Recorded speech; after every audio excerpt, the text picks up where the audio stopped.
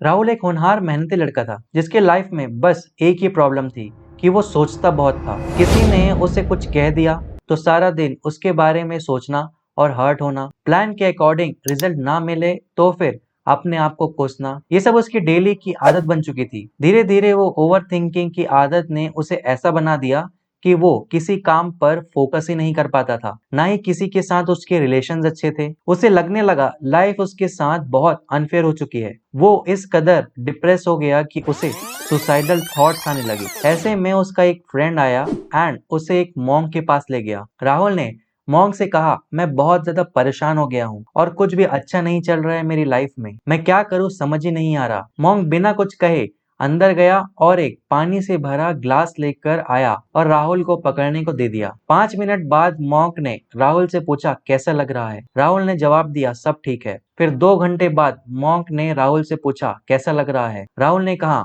हाथ में बहुत ज्यादा दर्द हो रहा है। मॉन्क ने बोला, कुछ और देर पकड़े रखो। शाम होने को आ गई। अब राहुल के हाथ सुन्न हो गए और ग्लास उसके हाथ से छूट गया। वो दर्द के मारे चिल्लाने लगा। मॉन्क ने कहा, देखा, वही ग्लास, उतना ही पानी, लेकिन 1 घंटे तक पकड़ने पर तुम्हें कुछ नहीं हुआ, पर जैसे जैसे तुमने उस ग्लास को पकड़े रखा वो तुम्हें दर्द देने लगी। ठीक ऐसे ही हमारे थॉट्स के साथ भी होता है। हम किसी थॉट्स को जितनी देर तक पकड़े रहेंगे वो उतना दर्द देगा, और यही थॉट्स को पकड़े रहना, हर बात पर जरूरत से ज्यादा सोचना ओवर थिंकिंग कहलाता है। ओवर थिंकिंग आज के मॉडर्न वर्ल्ड का एक ऐसा कर्ज जो हमारी लाइफ में एक एंड वेलकम कंपेनियन की तरह है। दिन भर हम तरह तरह की इंफॉर्मेशन कंज्यूम करते हैं जो कहीं ना कहीं हमारे थॉट्स पर असर डालती है। ओवर थिंकिंग का आपकी मेंटल हेल्थ पर बहुत नेगेटिव असर पड़ता है, फिर चाहे वो एंजाइटी हो या डिप्रेशन या फिर फोकस ना कर पाने की प्रॉब्लम। ओवर थिंकिंग आपकी लाइफ को लिटरली हेल बना रही है। तो आइए आज की इस वीडियो में साथ मिलकर चलते हैं the land of the rising sun यानी जापान। तो जानते हैं कि वहाँ की 7 ऐसी इफेक्टिव और प्रूवन टेक्निक्स जो आपकी लाइफ से बहुत ही ओवर थिंकिंग नाम के इस स्मेल को हमेशा के लिए बाहर कर देगी। अरे दोस्तों, वीडियो शुरू करने से पहले आप लोग कमेंट में जो भी सबसे बड़ी प्रॉब्लम आपकी लाइफ के है उसको लिख दीजिए, ताकि वीडियो के एंड होते होते तक आप उस प्रॉब्लम को कैसे सॉल्व कर पाएंगे उसका सॉल्यूशन आपको मिल चुका होगा। तो चलिए हम लोग वीडियो की तरफ आगे बढ़ते हैं एंड हमारा आज का पॉइंट नंबर 1 देखते हैं। पॉइंट नंबर 1 है शोगुनाई, एम्ब्रेस द अनअवॉइडेबल। ऑफिस का एक आम दिन, दिनेश को एक बहुत ही ज्यादा इंपॉर्टेंट प्रेजेंटेशन बनाना था, लेकिन पास के घर में शादी थी और बहुत ही शोर हो रहा था। दिनेश को बहुत ज्यादा गुस्सा आ रहा था क्योंकि वो फोकस नहीं कर पा रहा था। वो गया शादी वाले घर में स्पीकर की आवाज कम करवाने। वहां उसकी किसी से बहस हो गई। जैसे तैसे निमट कर वो वापस अपने डेस्क पर आया तो बॉस ने बुला लिया। इस बीच मीटिंग के टाइम भी हो गया था और प्रेजेंटेशन नहीं बना था, और दिनेश को सबके सामने बहुत ज्यादा ह्यूमिलेट होना पड़ा। वहीं अंकुर ने अपने कान में हेडफोन लगाया और अपना काम पूरा किया। उसे बॉस ने खूब ज्यादा अप्रिशिएट किया। तो दोस्तों, हम सभी के पास दिन में 24 घंटे ही होते हैं, पर किसे सक्सेस मिलेगी, कौन बस ख्वाब देखता रह जाएगा, वो डिपेंड करता है आपकी चॉइसेस पर। दिनेश ने शोर के डिस्टरबेंस पर फोकस किया और उसे करेक्ट करने पर अपनी टाइम और एनर्जी वेस्ट की, जबकि अंकुर ने वो किया उसके जो कंट्रोल में था और अपने काम पर फोकस बनाए रखा। आपको बहुत से लोग कहते मिलेंगे, यार मुझे किसी ने सपोर्ट नहीं किया, यार टाइम गलत चल रहा था, यार मार्केट डाउन हो गया। बेसिकली वो उन सब चीजों को ब्लेम करेंगे, उन पर फोकस करेंगे जो उनके कंट्रोल से बाहर है, लेकिन उन चीजों के बारे में सोचेंगे भी नहीं जो वो खुद ठीक कर सकते थे। इनफैक्ट उन चीजों पर उनका ध्यान ही नहीं जाता, और ये अपने आप में एक बहुत ही ज्यादा बड़ी प्रॉब्लम है। इस प्रॉब्लम का सॉल्यूशन है जापान की शोगुनाई टेक्निक। शोगुनाई का मतलब होता है it is what it is, यानी जो है सो है। मतलब जो अनअवॉइडेबल सिचुएशन है उसे जैसे ही है वैसे ही एक्सेप्ट करो। सिचुएशन को कोसो मत, अपने विल पावर और एनर्जी ये सोचने में लगाओ कि आप ऐसे टाइम में भी अपना बेस्ट कैसे दे सकते हो। जैसे traffic, politics, society, parents, relationship को ब्लेम करके डिप्रेस होने की जगह अपने फोकस अपनी स्किल, पर्सनालिटी और सोशल नेटवर्किंग पर आपकी होनी चाहिए। आप जापान को ही देख लो, जिसने ऑलमोस्ट हर डेकेड में कोई ना कोई नेचुरल डिजास्टर फेस किया है। इसकी वजह है कंट्री की ज्योग्राफिकल लोकेशन, जो एक ऐसे टेक्टोनिक प्लेट पर है जो आपस में टकराती रहती है और इसीलिए वहां भूकंप आता ही रहता है, सुनामी आती ही रहती है, कुछ ना कुछ होता ही रहता है। लेकिन जापान के लोगों ने कभी इस बात में मलाल नहीं किया। उन्होंने हमेशा प्रोग्रेस की तरफ ध्यान दिया, जिसका रिजल्ट हम सबके सामने है। आज जापान एक ऐसा डेवलप्ड देश है जिसका लोहा अमेरिका और रशिया भी मानता है। अब बहुत से लोग ये सोच रहे होंगे कि किसी भी चीज को एक्सेप्ट कर ले यानी हार मान ले, तो मैं आपको एक बात क्लियर कर दूं, एक्सेप्टेंस पैसिव नहीं बल्कि एक्टिव प्रोसेस है, क्योंकि इसे आप कंट्रोल करते हो।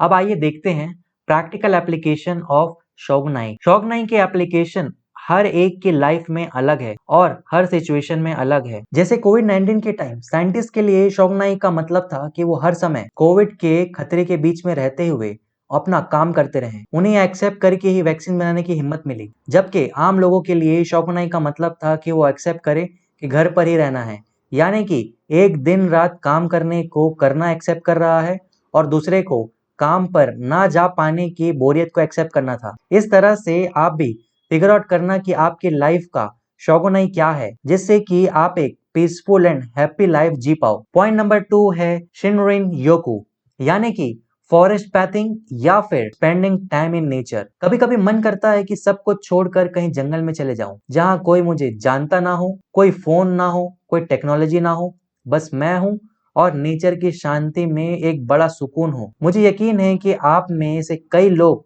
ऐसे होंगे जिनके मन में कुछ ऐसी बातें आती होंगी और ये एक बहुत ही नेचुरल फिनोमिना है। जैसे आप देश या दुनिया के किसी भी कोने पर रहोगे, अगर आप उस जगह की गलियों में जाओगे जहां आपने अपना बचपन गुजारा था, तो आपको एक अलग सा सुकून महसूस होगा। कुछ ऐसा ही नेचर के बीच में रहने से भी होता है, इसीलिए हम भी नेचर के बीच में रहना पसंद करते हैं। हमारे ब्रेन में एंडोर्फिन्स के मूड इलेवेटर्स रिलीज होते हैं, जो स्ट्रेस और ब्लड प्रेशर कम करता है, जिससे मूड ठीक हो जाता है। अटेंशन स्पान इंक्रीज होता है। नेचर के बीच टाइम बिताने की इस टेक्निक को जापान में शिनरिन योकू कहते हैं। शिनरिन योकू के अकॉर्डिंग हम सभी को एटलीस्ट महीने में एक बार नेचर के बीच जाना चाहिए। वहां मौजूद चीजों को पांचों सेंसेस से कनेक्ट करना चाहिए। आंखों से सुंदर लैंडस्केप को, अपनी सांसों से नेचर के रौनक के खुशबू को, अपने हाथों से पेड़ों के पत्तियों की अलग अलग टेक्सचर को फील करो, कानों से खामोशी में गुनगुनाते नजारों का मजा लो, परिंदों के आवाज का मजा लो।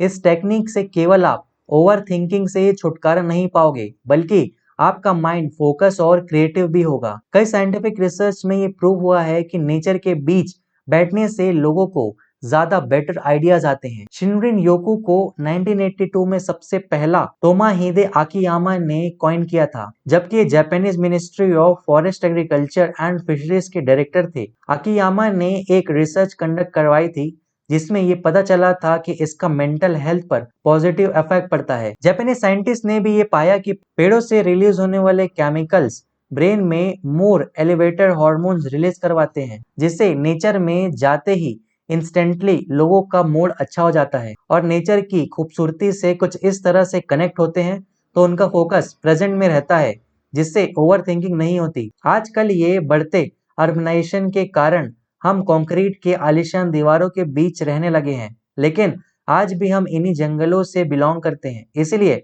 जो सुकून वहां जाकर मिलता है, दुनिया के भाग दौड़ में कहीं भी नहीं मिलता। सो इसका प्रैक्टिकल यूज ये है कि जब भी आप ओवर थिंकिंग के बादल आपको घेर लें, बस फोन उठाओ, गूगल करो, आपको अपने आसपास का कोई ऐसा जगह जरूर मिल जाएगा जहां आप खुद को नेचर से कनेक्ट करके दुनिया से डिस्कनेक्ट हो सकते हो। अब हम आगे बढ़ते हैं। हमारा पॉइंट नंबर 3 है नेम्बुत्सु। नेम्बुत्सु का लिटरल मीनिंग है टू कंटेम्पलेट, यानी किसी चीज को थॉटफुली प्रोसेस करना। इनिशियली इस टेक्निक को बुद्धिस्ट मोनेस्ट्री में एज अ मेडिटेशन प्रैक्टिस किया जाता था। स्टैचू ऑफ गौतम बुद्धा के सामने कुछ सैक्रेड फ्रेसेस को दोहराया जाता था। इससे ना कि उन्हें केवल प्रेजेंट मोमेंट में रहने में हेल्प मिलती थी, बल्कि उनके ब्रेन के कॉग्निटिव स्किल्स भी डेवलप होते थे, जिसका रिजल्ट उन्हें इंक्रीज फोकस और इनर पीस के रूप में मिलता था। धीरे धीरे इस टेक्निक का इस्तेमाल और भी कई रिलीजन्स में अलग अलग फॉर्म में होने लगा। ये टेक्निक हमारे इनर सुप्रीम पावर के साथ जोड़ती है। ये टेक्निक हमारे इनर सुप्रीम पावर के साथ जोड़ती है। साइंस ने भी ये प्रूव किया है कि हमारे ब्रेन में मौजूद सबकॉन्शियस पावर कुछ भी कर सकता है। प्रॉब्लम ये है कि रोजमर्रा के भाग दौड़ में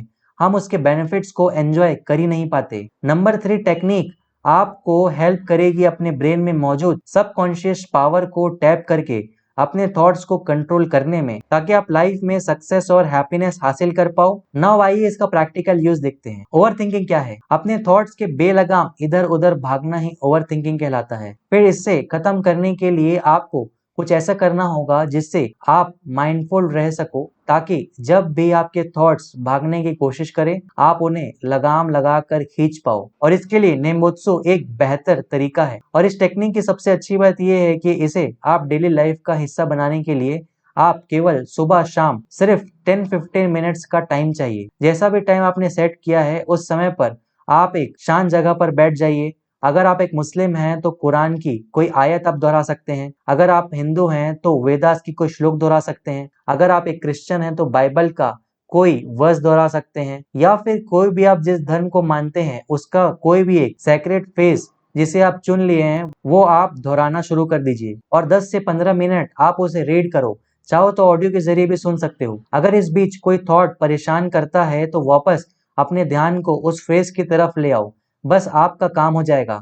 ये प्रैक्टिस न केवल ओवर थिंकिंग बल्कि एडिशनल एंगर और डिप्रेशन और एंजाइटी को भी दूर करती है और आपको ग्रेट डूडल से भर देती है। So give it a try और कमेंट में मुझे आप जरूर बताइएगा कि आपको कैसा महसूस हुआ। नाउ अब हम आगे बढ़ते हैं। पॉइंट नंबर 4 है ज़ेज़ेन यानी सिटिंग इन मेडिटेशन। ये एक ऐसा मेडिटेशन है जिसमें आप आउटर वर्ल्ड से अपना फोकस इनर वर्ल्ड में शिफ्ट करते हो। नेम्बुत्सु की तरह ही ज़ेज़ेन को भी बुद्धिज्म से लिया गया है। इसका ओरिजिन आज से 2500 साल पहले गौतम बुद्धा के टीचर्स के थ्रू ही हुआ था। ज़ेज़ेन आपको अपने इनर सेल्फ को रिफ्लेक्ट और हील को इम्प्रूव करने में हेल्प करता है। कई लोग अपने पास के ट्रॉमा से इतने जख्मी होते हैं कि उनके लिए उससे बाहर निकलकर एक नॉर्मल लाइफ जीना बहुत ज्यादा मुश्किल होता है।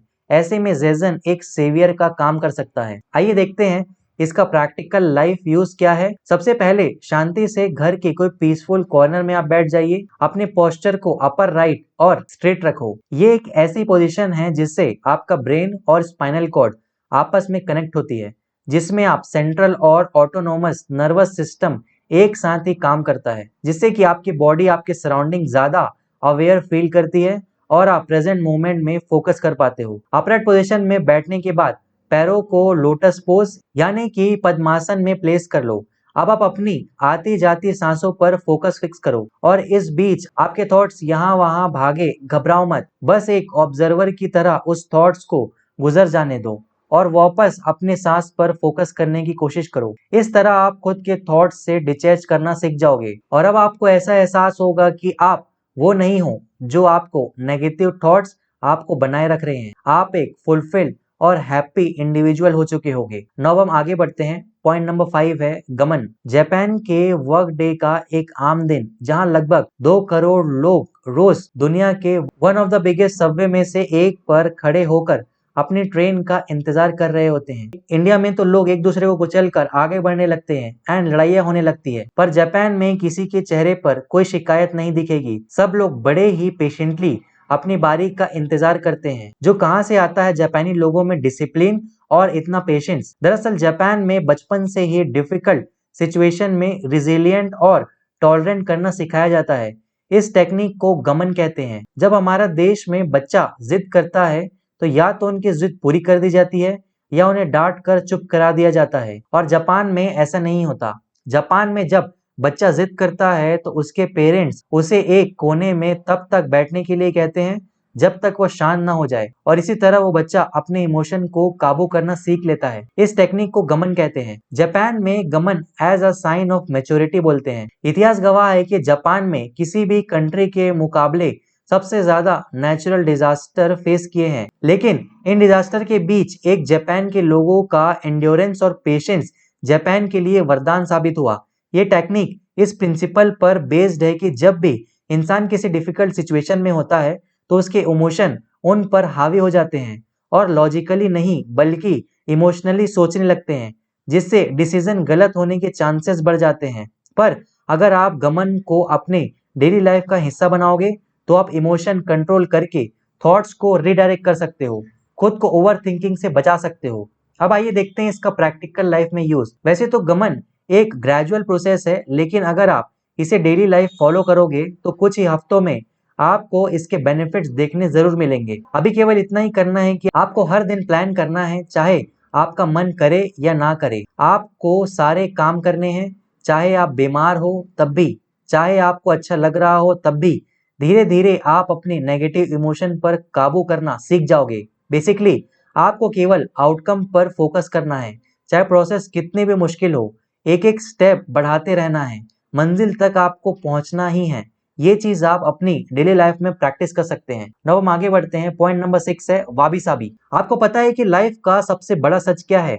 डेथ। जो भी पैदा हुआ है वो मरेगा ही। अगर अच्छे दिन आए हैं तो बुरे भी आएंगे ही। लाइफ कभी परफेक्ट नहीं होती, और जब लाइफ खुद ही इम्परफेक्ट है तो हम इंसान ना जाने कौन से परफेक्शन के पीछे भाग रहे होते हैं। साइंस और वेस्टर्न सिविलाइजेशन के असर ने हमें परफेक्शन का कुछ ऐसा पाठ पढ़ाया है कि चाहे कपड़े हो या रिश्ते, करियर हो या पर्सनैलिटी, हमें हर चीज परफेक्ट ही चाहिए। कभी आपने सोचा है कि ये परफेक्शन की तलाश हमें कहाँ ले जा रही है? ओवर थिंकिंग के दलदल में, जहाँ जो भी हमारे पास है हम हमेशा कम लगता है, और हम ये बिन मांगे मोर के सोच के साथ बस दौड़ते रहते हैं। जहां दुनिया इम्परफेक्शन को मिटाने और छुपाने में लगी है, वहीं जापान के लोग इम्परफेक्शन को एम्ब्रेस करके उसे अप्रिशिएट करना सीखते हैं। इस टेक्निक को वाबी साबी कहते हैं। ये जैन बुद्धिज्म के टीचिंग से ली गई है, जो कहती है कि नेचर खुद इम्परफेक्ट है। जब आप अपने आसपास के पेड़ों को, पक्षियों को देखोगे तो आपको एहसास होगा कि हर किसी में कोई ना कोई कमी जरूर है। मोर के पास सुंदर पंख है तो सुरीली आवाज नहीं, कोयले के पास सुरीली आवाज है तो सुंदर अपीयरेंस नहीं, लेकिन वो अपनी कमियों पर दुखी होने की जगह अपनी खूबियों के लिए जाने जाते हैं। इसी तरह चाहे आपके वजन में कुछ किलोग्राम ऊपर नीचे क्यों ना हो, चाहे आपका रंग ब्राउन टोन, व्हाइट टोन कुछ भी हो, चाहे मैथ्स एक्सपर्ट हो या आर्टिस्ट हो या फिर बिजनेसमैन, आप जो हो, जैसे हो, आप बेस्ट हो। लोग कहते हैं कि आपकी अपनी वीकनेस पर ध्यान दो, उसे ठीक करो, पर मैं कहता हूं कि आप अपनी स्ट्रेंथ को इतना पॉलिश करो कि आप अपनी वीकनेस के साथ भी पीसफुली जी पाओ। इसका मतलब ये नहीं है कि आप खुद पर काम नहीं करना है। इसका मतलब बस ये है कि आपको अपनी इम्परफेक्शन को अपना हिस्सा मानना है और उसके साथ चलना सीखना है। इसका एक बहुत ही अच्छा एग्जाम्पल है जापानीज आर्ट फॉर्म किंसुगी। यह प्रैक्टिस वाबी साबी की जीती जागती मिसाल है। जहां वेस्टर्न वर्ल्ड टूटी हुई चीजों को डिस्कार्ड करना सिखाया जाता है, वहीं इस आर्ट फॉर्म में प्रोक्लेन की टूटी हुई डिशेस को सोने चांदी से डेकोरेट करके दरारों को और उभारा जाता है। ये उभारना उनकी इम्परफेक्शन, छुपी खूबसूरती को दिखाता है। इस तरह आप अपने आप को ऐसा बनाओ कि आपकी कमजोरी ही आपकी ताकत बन जाए। अब हम आगे बढ़ते हैं। पॉइंट नंबर 7, इकेबना यानी फ्लावर्स अरेंजमेंट टेक्निक, जिसमें लोग अलग अलग फ्लावर्स को उनके शेप, साइज, लेंथ, कलर और टेक्सचर के अकॉर्डिंग अरेंज करते हैं। आप सोच रहे होंगे कि ये कैसी टेक्निक है और इसका ओवर थिंकिंग से क्या लेना देना। आइए देखते हैं। क्या आपने कभी किचन में अपनी मम्मी को दाल चावल चुनते या चीजों को शॉर्ट आउट करते हुए देखा है? अगर हाँ, तो आपने मम्मी से पूछा कि क्या उनके मन में उस समय पे कोई थॉट्स आते हैं? ज्यादातर लोगों का जवाब ना ही होगा, क्योंकि जब भी हम चीजों को ऑब्जर्व करके शॉर्ट करते हैं तो ब्रेन के दो पार्ट हैं, पहला फ्रंटल लोब और दूसरा थैलेमस, दोनों मिल के काम करते हैं। थैलेमस पांचों सेंसेस के थ्रू चीजों को शॉर्ट करता है और फ्रंटल लोब अपने प्लानिंग और प्रॉब्लम सॉल्विंग एबिलिटी को मदद से उनकी अरेंज करता है। और जब ये दोनों सेंटर्स एक्टिवेट रहते हैं तो हमारा माइंड प्रेजेंट मोमेंट में रहता है और इस स्टेट में थॉट्स उन्हें परेशान नहीं करता। दिमाग एकदम काल्म और पीस रहता है। तो जब भी आपको लगे कि ओवर थिंकिंग आपको परेशान कर रही है, चीजों को अरेंज करना शुरू कर दो। चाहे वो आपका वर्किंग डेस्क हो या घर का लिविंग रूम हो या फिर फ्लावर्स, आप देखोगे कि ओवर थिंकिंग के बादल हट गए और आपके थॉट्स क्लियर हो जाएंगे। इस बात पर लाइक तो बनता ही है। तो प्यारे दोस्तों, इस वीडियो की बातों को अफर्म करने के लिए कमेंट में लिखो यस आई विल वर्क, क्योंकि ये याद रखना, अफर्मेशन में बहुत ही ज्यादा ताकत होता है। जो भी चीज आप लिखते हैं उसका एक अलग ही इम्पैक्ट क्रिएट होता है। तो दोस्तों, ओवर थिंकिंग एक ऐसा दलदल है जिसमें फंसकर आप एक्शन नहीं ले पाते हो, और बिना एक्शन के लाइफ में सक्सेस और हैप्पीनेस नहीं मिलेगी। हमारा माइंड ही है जिसने इस प्लेनेट पर राज करने की ताकत दी है, लेकिन आज ये देखकर बहुत अफसोस होता है कि यही माइंड आज हमें अपना गुलाम बनाकर रखा हुआ है। सब कुछ होते हुए भी लोग दुखी हैं, केवल अपने थॉट्स के कारण। तो प्यारे दोस्तों, आई होप कि आपको आज का ये वीडियो जरूर पसंद आया होगा। अगर इस वीडियो ने आपकी लाइफ में कोई भी वैल्यू ऐड की है तो इस वीडियो को अपने 2 दोस्तों के साथ शेयर जरूर करिएगा। और अगर आपको ऐसा नहीं लगता है तो इस वीडियो को डिसलाइक कर दीजिए। आपने मुझे इतना समय दिया उसके लिए थैंक यू वेरी मच।